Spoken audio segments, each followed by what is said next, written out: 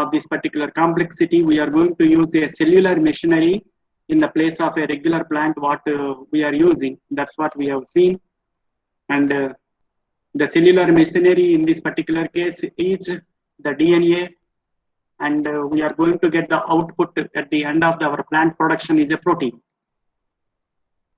Most of the times we cannot make a gene of a particular function by putting synthesizing step in the laboratory, because we don't have that much foolproof technology to make it happen. Even though we have got some nucleic acid conjugates we can prepare, some of the gene system we can prepare synthetically also, but when we are using foolproof technology, you need to use the living organisms only. We use the living organisms as the templates. Most of the times the bacteria, that is non-pathogenic bacteria like E. coli, it will be used for this particular purpose. So in that regard, we have already seen the recombinant DNA technology has came into the existence. We are combining the 2,3 DNA and making a preparation of desired macromolecule. This is actually what our starting point of our journey. It means we are engineering the DNA to get our desired product, which will be synthesized. Most of the times, why we are doing this? Because if we are isolating any protein from a plant or animal sources, you need to require a lot of material as a starting raw material. You need to employ complex isolation steps.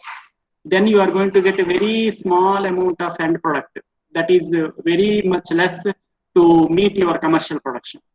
That is the reason we are applying this particular type of technology to you can produce whatever amount of material you want to have. It was first launched in 1982, and the drug is insulin, which is approved by the FDA, US FDA. So it got launched.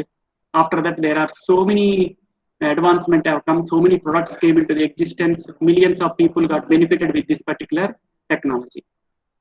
So what is that?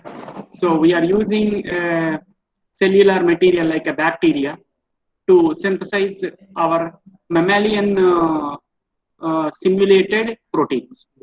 Most of the times we can use the cell to synthesize the animal and plant requirements also. Now our journey is a pharmaceutical business. We are handling humans. So we are going to use the mammalian DNA that is simulated to the human. That is what we are going to have a human DNA and insert it into the bacteria or the yeast cells, so that we will be able to produce the desired product at the desired quantities without any problems or defects.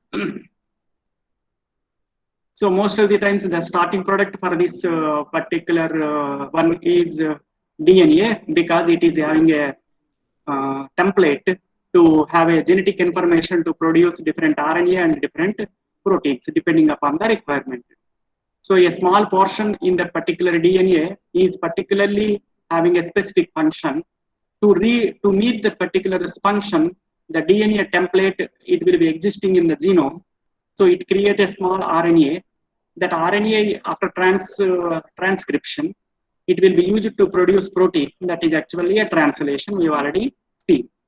In this particular case, what we are doing, so the pancreatic cells which are producing this particular type of insulin, which are present in the mammalian cells, that mRNA is taken, and that portion which is having a capacity to synthesize the insulin is required to be cleaved, and that is required to be put in the plasmid of a bacteria. Then we are going to get a recombinant DNA. So we have got a part of our portion, that is the human mammalian portion, and that is inserted in the genome of bacteria. That is the reason we have engineered to do the work for ourselves by the bacteria. So this is actually called as a recombinant DNA.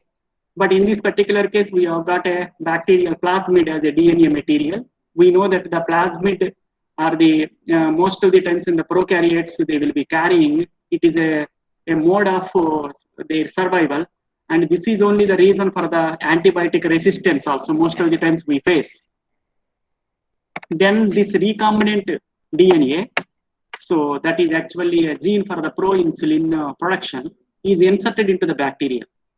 So that bacteria will start growing, feeding itself, and at the same time, it will be reproducing and synthesizing our material, what we want to have, like insulin.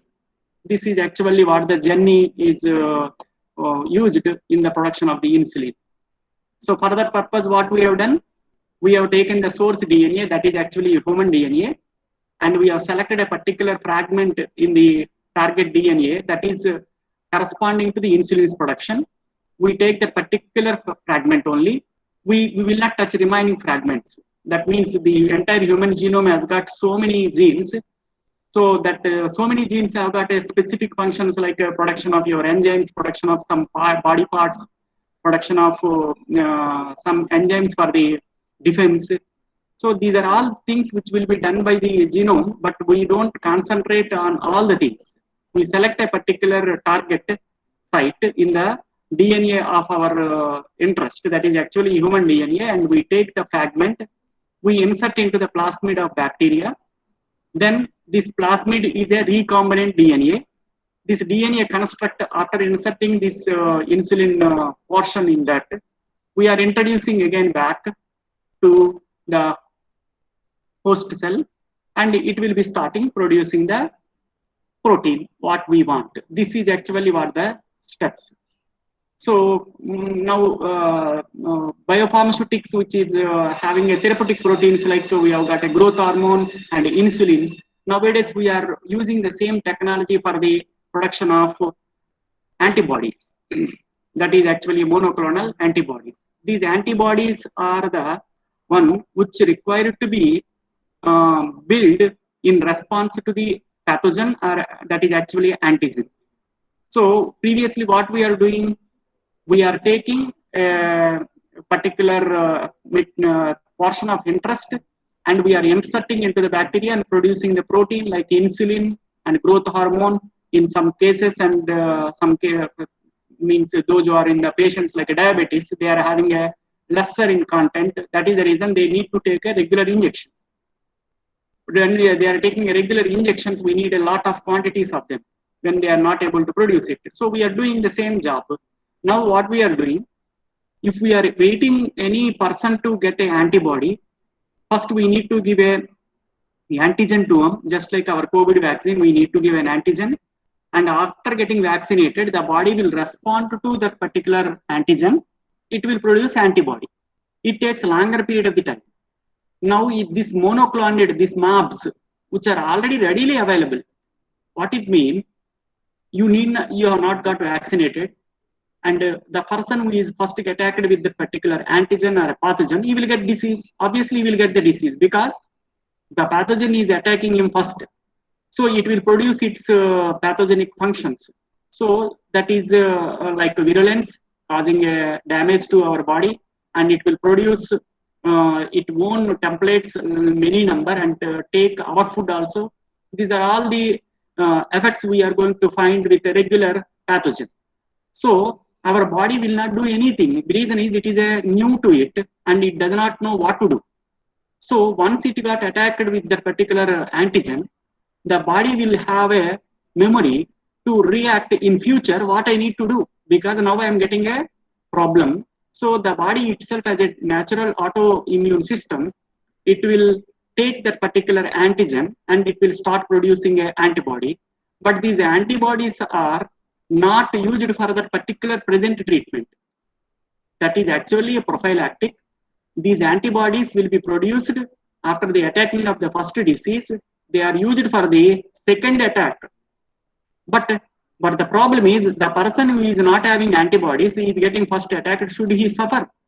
Now the concept has come up. That is monoclonal antibody. So now we are saying that why this monoclone has entered into the antibody picture. So antibodies are required to our body.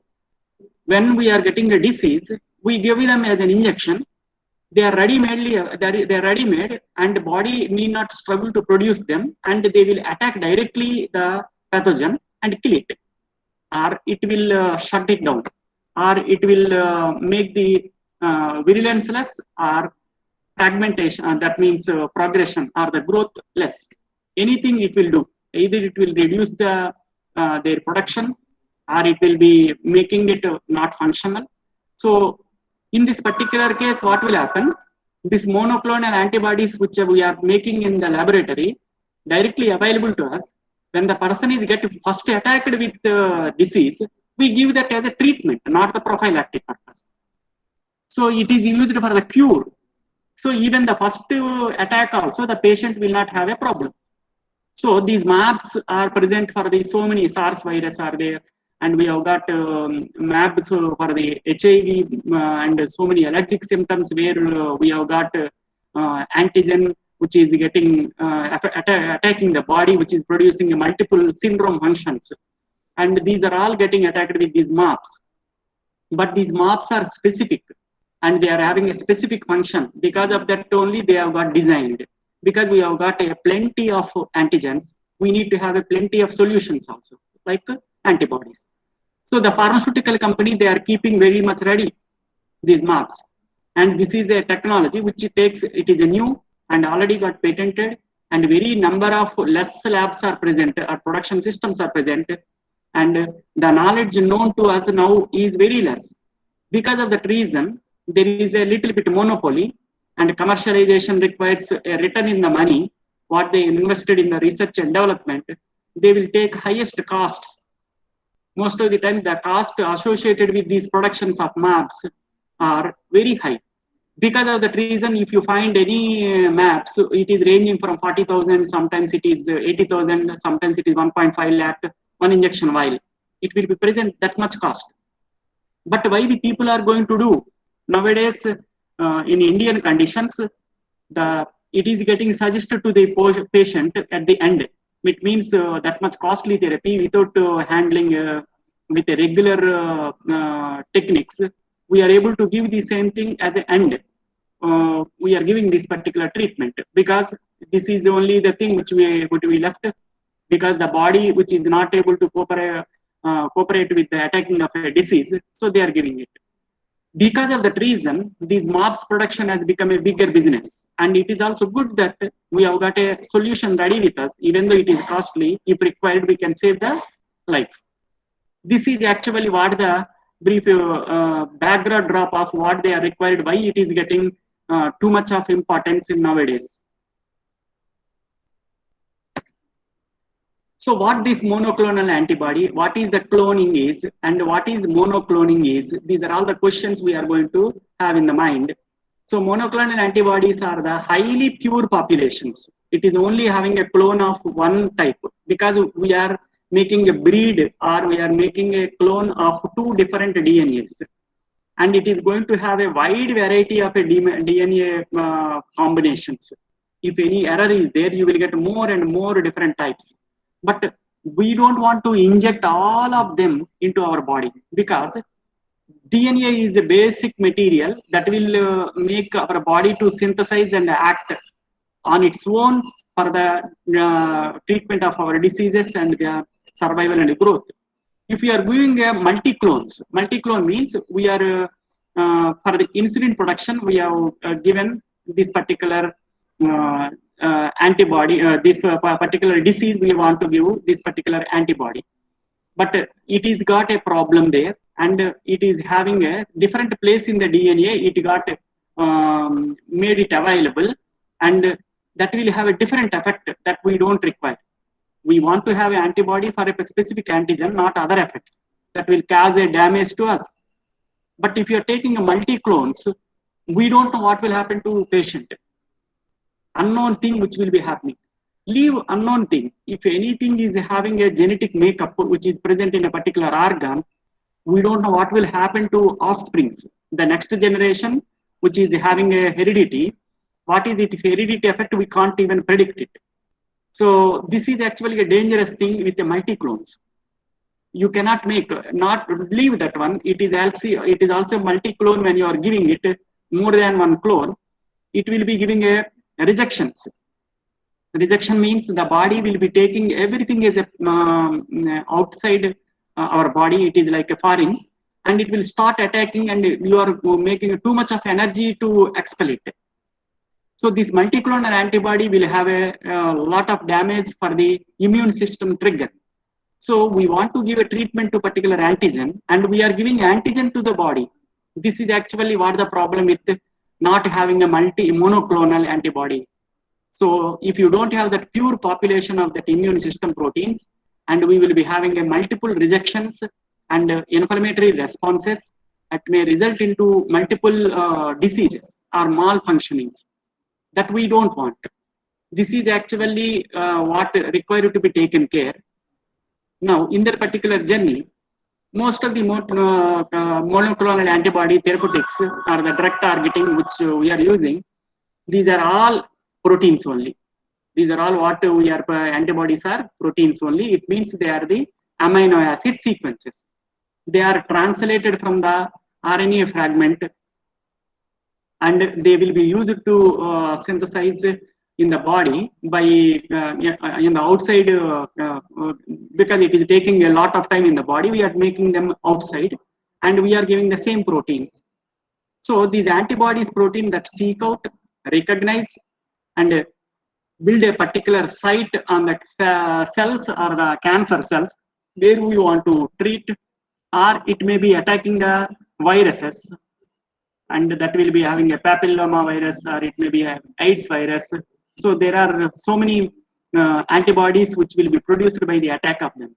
So these can help and reduce the virulence, and the viral load will be reduced by the drastically, and other organisms in the highly specific manner by using this monoclonal antibody therapeutic or a drug targeting. It means we are attacking to the disease 100% specific to the problem, and we will not affect the remaining thing at all. This is actually what our targeting we have already seen in previous classes.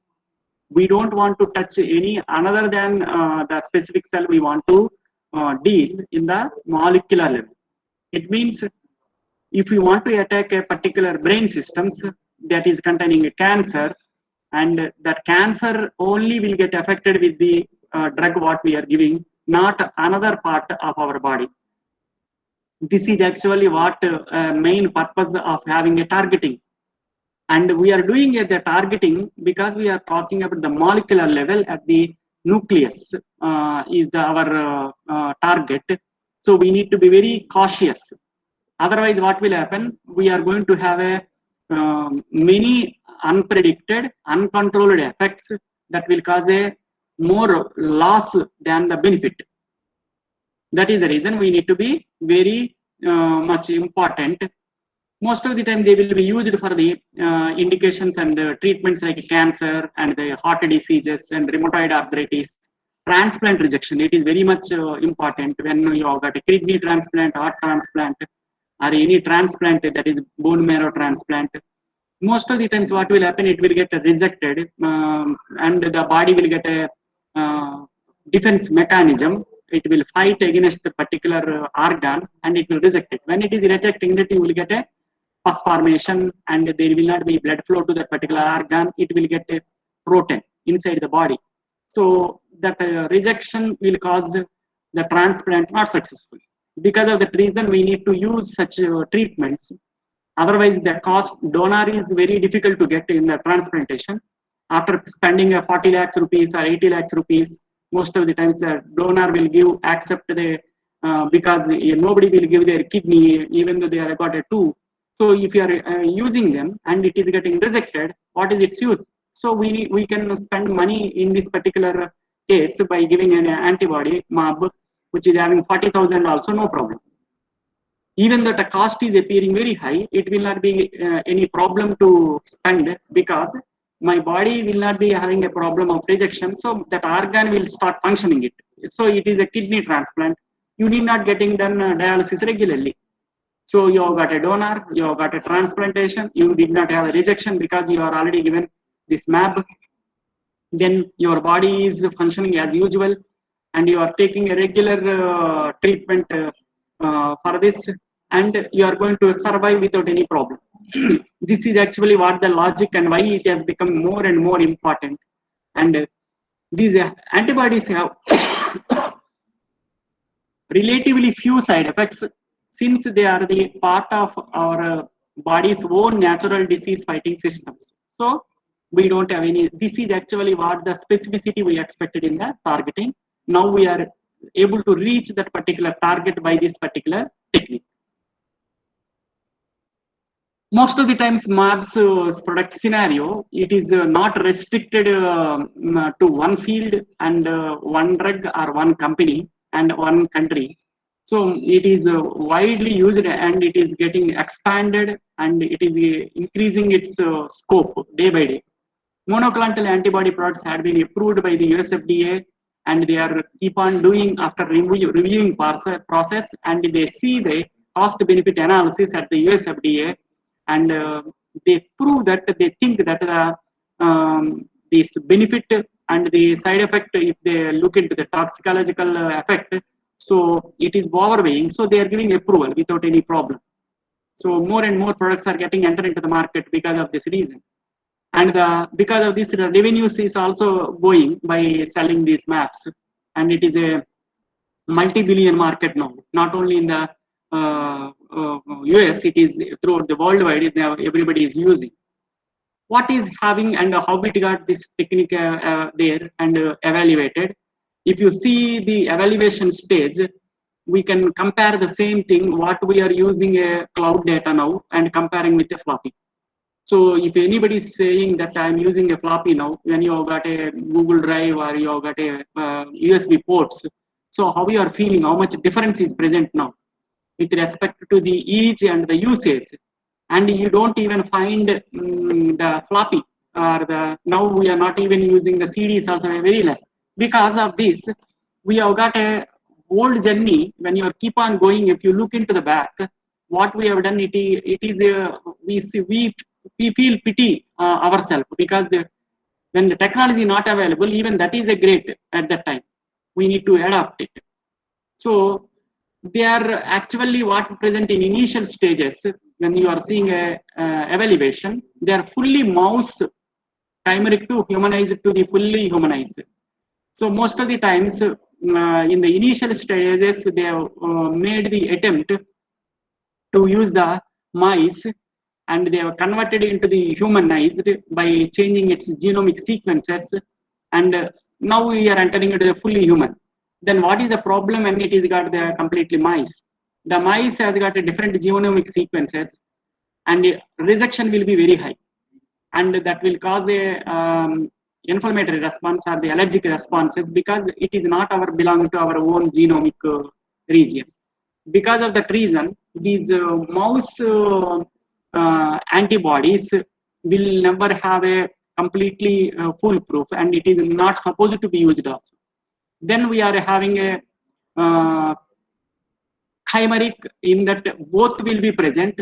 Then to humanized, there it is having a more domination of the human sequences to completely human. Now we have got like CRISPR, now there is nothing, so entirely it is like a human. This is actually called as a human anti-mouse antibodies. So this is relatively a simple affinity chromatography technique, which is used to separate the remaining fractions of what it is present to get a specific fractions which is having a completely humanized. This was the technique previously they used to have. That is actually a column chromatography, and trap the specific human anti-mouse antibodies only, and they will not have the mouse fragments, and they used to use the isolation techniques for the purification of this to get a monoclones. We have got only one clone, not cloned with another like a rat, and that is mouse, and another fragments which are having.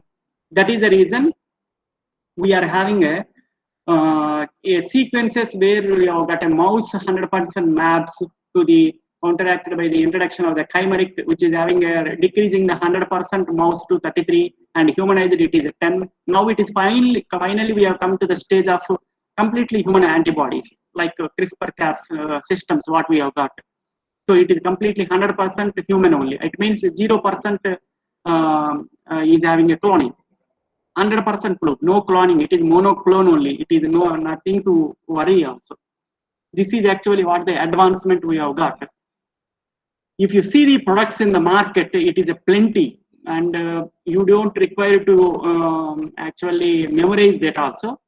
Just for your information sake, the past history, if you say, per se, if you take it, so many products they can't, they got introduced into the market, and they have got the mixed responses, and the advancement has gone, and they are improving, and they are getting out of a final version that is having a better.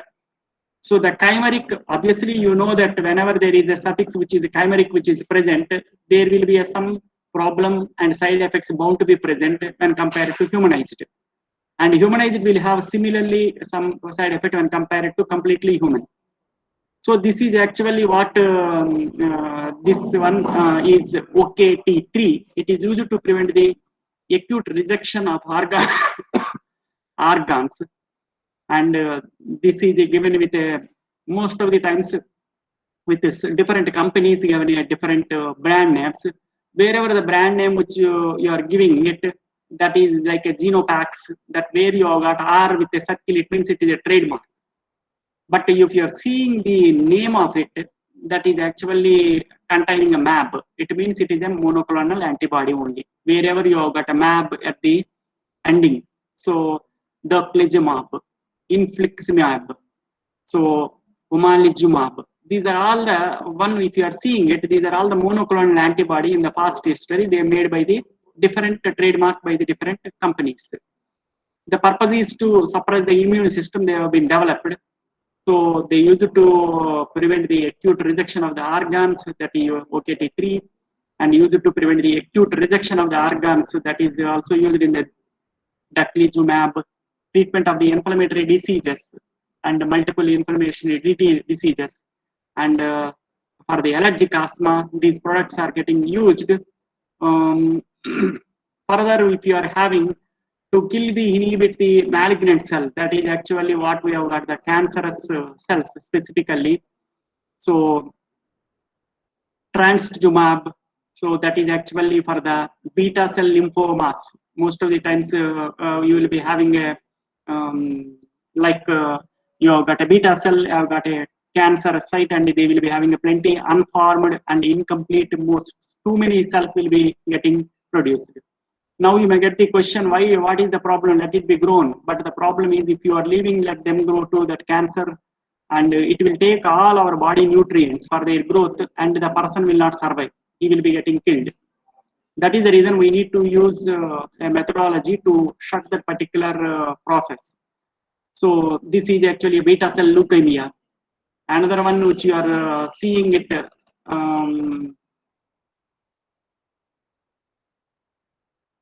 Humanized cell like Herceptin, that is used for the breast cancer and the lymphomas. So if you are seeing the particular different products with their trade names, they are being used for the different companies for the different purposes. That is, if you are seeing in this particular slides, they are having beta cells and lymphomas where they have got a cancer, if a floating tissue, that is flowing tissue like lymph. So you have got cetuximab, which you are having a solid tumors.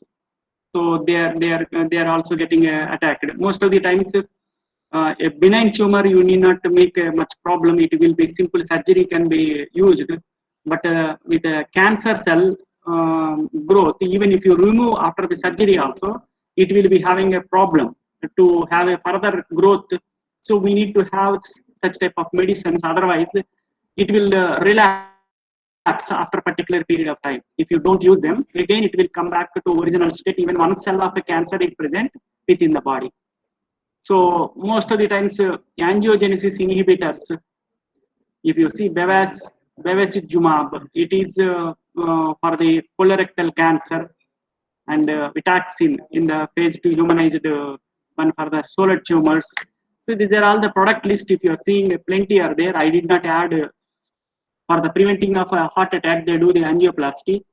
And after this particular one, because they are using some hidden part or a shunt or anything which they are having, it is a foreign to our body.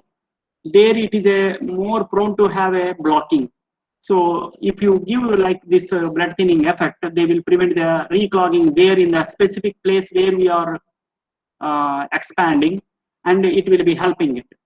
Otherwise, the operation what we have done, it will not have any help, because again the body will be having and reclogging of the particular capillary will be there, arterial capillary to supplying to the heart.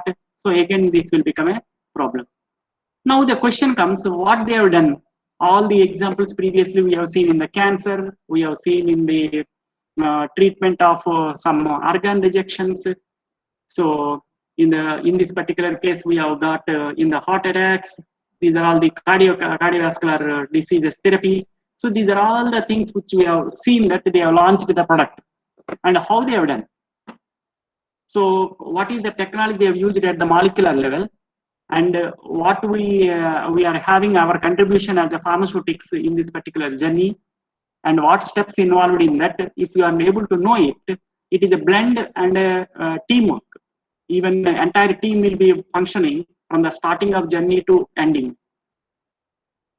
In this recombinant DNA technology, most of the times it is called as a rDNA technology. In this particular case, we are engineering our DNA to produce a specific product without any having a that is actually a contamination, or it may be either not having other clone. This is actually what our journey is required to be. So what they have done, it is containing around 6 steps. So in the recombinant DNA technology, we have got 6 steps. These steps are isolating the genetic material. That is the first step we want to have. What type of synthesis we want to make it, what protein. That fragment we are going to have it. Then restriction enzyme digestion. So that genetic material is containing so many genes. We need to use a digestion step to fragment that particular gene, what we require. This is actually called as a restriction enzyme digestion. If you see below the note, you will be having, it is usually used to prepare the DNA fragment for the subsequent molecular cloning. So we want only genetic code for the synthesis of insulin only. We want to take that fragment only. So the human genome has got a lot of millions of nucleic acids. In that we want to have a small fragment that is only required.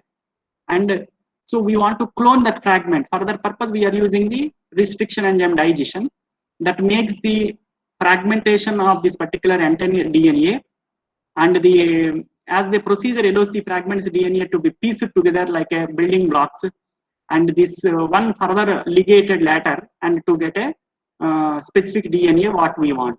This is actually the second step is restriction enzyme digestion. So this digestion of DNA substrate, they will be having a 2 restriction endonucleases, not 1. The reason is we have got a double-stranded DNA. So the top and the complementary the bottom downstream also we have got another strand. So if you do the simultaneous breakdown, then the double-stranded DNA, it will be cutting simultaneously without any errors. This is actually what is generally they do it. Restriction enzyme digestion with digestion with the that is a 2 restriction endonucleases. The 2 restriction endonucleases parallelly they cleave and cut a specific site at the top and the bottom of DNA. This will be reducing its error without having a multi-clones. If otherwise, if you are using a single endonuclease, it will cut the upper strand, and at different places at different times it is cutting in the lower one, and you are having a different sequences that will have a multi-clones. These multi-clones is going to give a trouble to us for the later, for the separation. We need to have a separation later. We need to spend a lot of time and money to separate them from the monoclone. This is the reason the restriction enzyme digestion will be generally done by the 2 restriction endonucleases parallelly, and simultaneously they have the digestion process to make the fragment of DNA. It is actually a time-saving procedure. Otherwise, it takes longer time and expenses also. The third step is PCR, that is polymerase chain reaction. What is this polymerase chain reaction? We will be using it. It is for the amplification of your material, what you have got in the fragmentation, which you require to introduce into the another place. So if you have got only one single fragment, very less fragments are present. You want to prepare 1 crore vials or 10 lakh vials. So you can't have with the same thing, and you need to have a more and more DNA in numbers. So we need to have a amplification. So this is actually called as a PCR amplification, polymerase chain amplification. So what are the steps involved in the PCR process? Nowadays you may be finding that we are using RT-PCR, reverse transcriptase polymerase chain reaction. So in this particular case, what we are doing, we have got a small traces of the particular disease or the virus which are present. We use a polymerase chain reaction to produce a number of copies of the same huge in such a way that we can detect it. So we are using the same thing for the COVID now RT-PCR assays. So we are using the PCR. In the PCR, what is present, obviously it is a diagnostic, but the same thing will be used in the production also. So what are the steps which are available? There are around 6 steps, but the major basic first steps are 3 steps are involved. So most of the times in the PCR, a certain kind of the reagent primers are used. So what is this primer? It is a small DNA fragment that is actually what the selected in the previous case of digestion process. It is used to target a small but a specific part of the virus genome. In this particular case of diagnostic, we are taking a virus genome or the nucleic acid. In the previous case, it is a DNA. And in the question, and with the help of an enzyme, the small genomic area is amplified over and over again if the target is present. If target is not present, the PCR process will not grow and it will not proceed. So it will stop. Even if you are doing so many number of cycles of this PCR process, you will not get any copy of that particular organism, or you have got a, you want to diagnose whether it is present COVID or not. So if COVID, the swab samples or anything which it does not have any COVID RNA, then it will not go further, and the polymerase chain reaction will not have synthesize the similar sequences. So even if you do the number of cycles also, you will get a negative result if the fragmentation is not there, unless otherwise there is a contamination or such cases. So that much foolproof and error-free technique it is. So first what do you do? The denaturation is the first step we are going to do. What is the denaturation? Denaturation is in a DNA replication, the 2 strands in the DNA double helix need to be separated. Because we want to cut them into the fragments, first we need to do the separation of the 2 strands. This is the first step in the polymerase chain reaction process. So the first step called as a denaturation. The second step is annealing. So what is the annealing? The primers are bound to the target DNA sequences and initiate the polymerization. So this is actually most of the times we are giving what primer. Depending upon the primer only, we have got a specificity of our test. So the primer which is having a specific to our COVID virus. So then it will initiate the same sequences, DNA sequence process as the primer what we have given. In the similar fragment, it will keep on producing it. So this is actually what the annealing. In that annealing, the primer bound to the target DNA sequences and initiate the polymerization process. And the third step is an extension. So when it is having a new strands of the DNA are made using the original strand as a template, what we have given as a primer, that it will act, and this primer is specific to the particular diagnostic or production or synthesis systems what we have got. There we are using the same, and the similar process will be keep on synthesizing it again and again to increase its quantity. so that the small one or two traces or one or two fragments which are present available with us, it will take to the plenty millions of the same fragments of with the similar sequences with this process. So this is actually highly useful for our production systems. So the third step is PCR for the amplification. So we are taking the genetic material and we are cutting it by using enzyme restriction enzymes. And after digestion, we are using the PCR by taking the primer and making amplification and bringing too many fragments. After that, we are ligation of the DNA molecule into the host, like bacteria. The specific DNA, what you want to make it, we are inserting it into the particular cell where we want to do the work done. So this ligation of that particular DNA molecule in the recombinant DNA technology, it will make a rDNA, that means recombinant DNA. So once the ligation of the DNA molecule is over, that DNA is now called as a rDNA. Now this rDNA is in the fifth step, inserting the rDNA into the host like a E. coli or bacteria, where we remove the original plasmid, and in that we will insert this recombinant DNA. So this is actually a fifth step. After the fifth step, it is there the host, that is a bacterial cell or yeast cell. It will be keep on growing it. So it is keep on growing it. When it is there, keep on growing it, we isolate that recombinant cells. And this is actually a culture, we will keep it in our lab.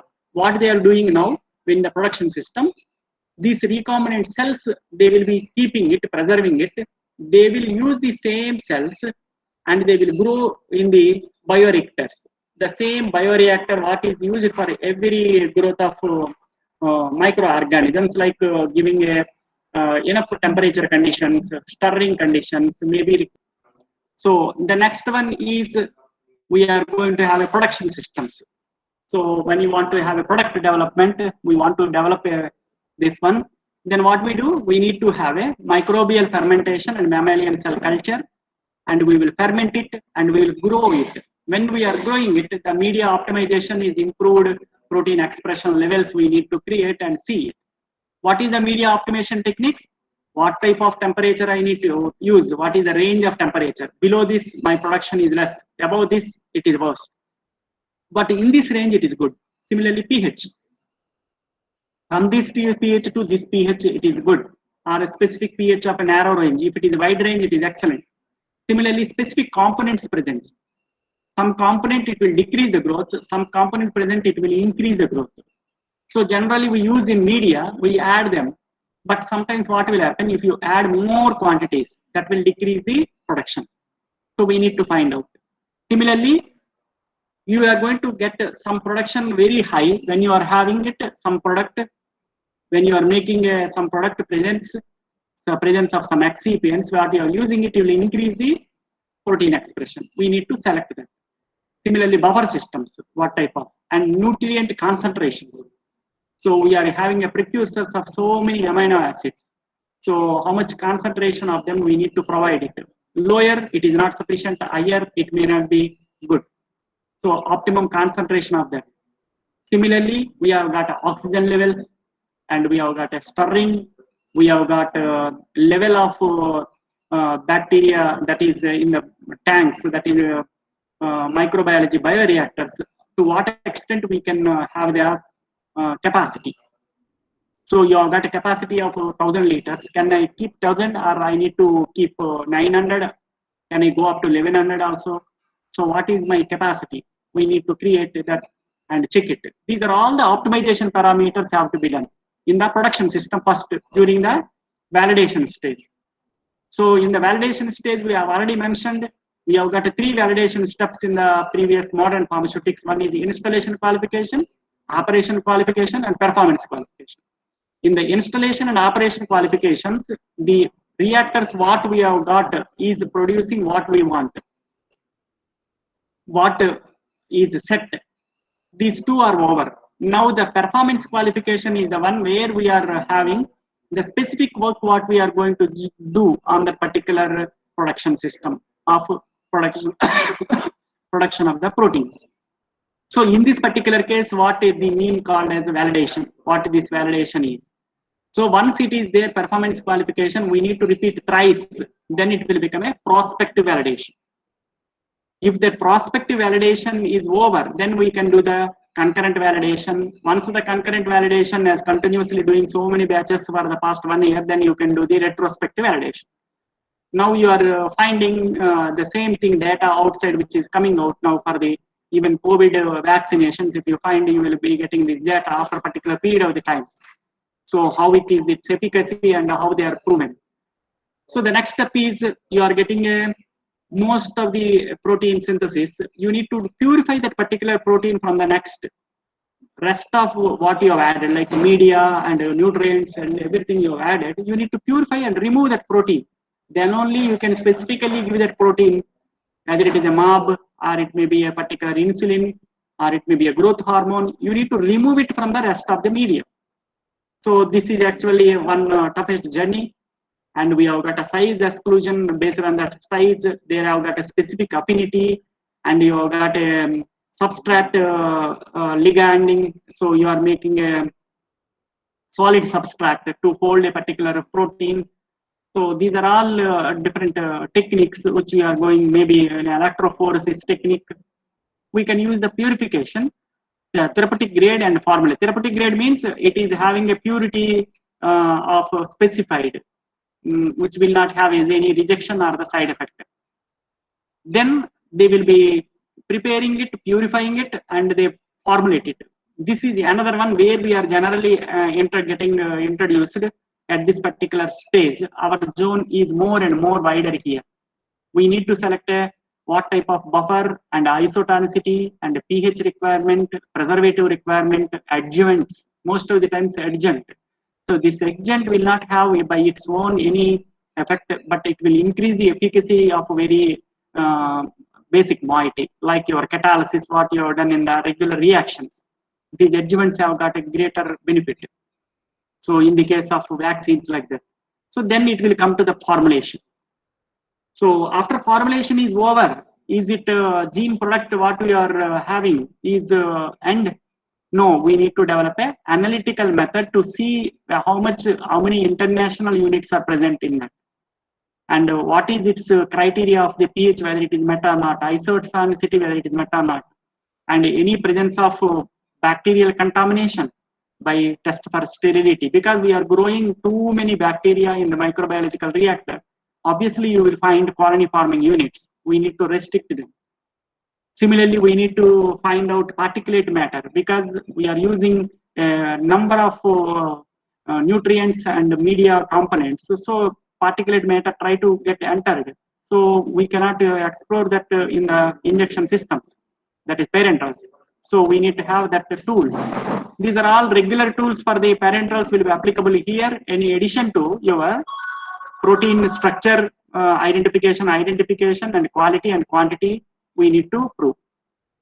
Once it is successful, then we will be transfer this to the production, and they will start producing it. These many steps are present. So the basic R&D they will be having from the molecular biology side. This slide, whatever which is journey, which is present in the your R&D. After this particular one, you have got entire thing in the production. Once this production, one company has done all the things, then they are ready to put the similar thing in the somewhere else, provided if they have got what they are required to have, if whatever it is specified by them, another person should also maintain the same. Then only they will enter into the production and synthesize a large scale of manufacture of their drug. Then they can enter into the market in the multiple sites. Otherwise, only one player will be present at one place. They will be keep on supplying through entire world if a specific thing is required for the efficacy and it is working very well. So if we have got these large man scale systems already ready, then we can transfer the same thing and there we can put it. This is actually what the logic behind your entire journey. In this particular journey, you have got not one field. In the molecular pharmaceutics, not only you people are going to involve here. So at the molecular level, we are working and we are producing to macro level in the bigger plant outside, and the basic material is synthesized in the cellular plant, and the cell is getting increased and they are grown in the bigger plants. So there are multiple specialization areas are required to have this particular entire multiple attacks and complex research and development production systems. So what are the specializations they are involved in this particular one? We will see now.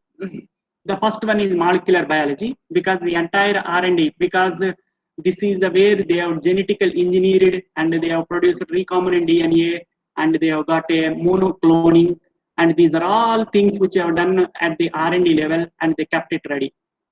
That is the reason if somebody is having a particular drug or it may be a diagnostic agents, they need to think all of the background of drop of it, and once they are successful there, then they can go further. So the molecular biology for the cloning and expression of the target genes in the bacterial or yeast or mammalian cells, the expression systems most of the times they will be done in the molecular biology lab. The next one is process development and fermentation techniques, that is actually biotechnological lab. So in the biotechnological lab, they will be finding optimum conditions for the recombinant bacteria or the yeast clones and purification of the target protein to the therapeutic grade. So once they have got this fermentation, they have got enough moieties, they got separated with the monoclones, then they will do the mammalian cell culture. In the mammalian cell culture, they will be producing a huge bioreactors. They are having a capacity of 1 lakh liters, big bioreactors.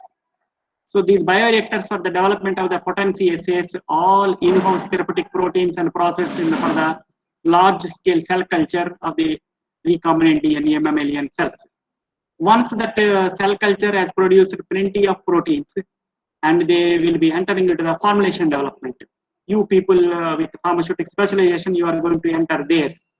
So for the development of the genetic and new formulation with specific tonicity requirements, preservative requirements, and your pH requirement, and avoiding the particulate matter and colony forming units under the restricted control, and contaminates quality and quantity of the standards which we need to meet it. Once you have developed it, the next one is quality control. The batch which is prepared is meeting the requirement or not. They will test it.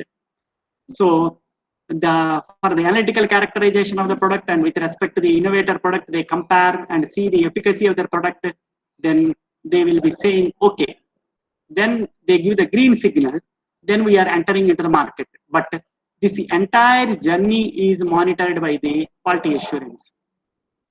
So in the quality assurance, the implementation of the GLP and GMP practices, all the necessary documentations, they keep it ready and apply to the regulatory bodies. There you have got another team called as a regulatory affairs. So these regulatory affairs prepares the documentation and they keep the everything ready. So in between in the formulation development, in the production, we have got formulation scientist clumped with production person. So the production person, and we have got engineering involvement like mechanical, electrical, and electronic connections and monitoring systems. We have got engineering because maintenance also required to be there in between. So you have got a CGMP. We need to follow in the production system current good manufacturing practices. What is being devised for the cleaning, what is being implemented for the recent virulent bacteria, that is where you have got a different classes there also. So where you have got a pathogenicity, you have got to be very required to be there high class